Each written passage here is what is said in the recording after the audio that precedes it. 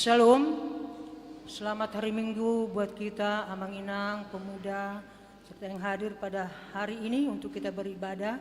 Kita siapkan hati dan pikiran kita memuji Tuhan.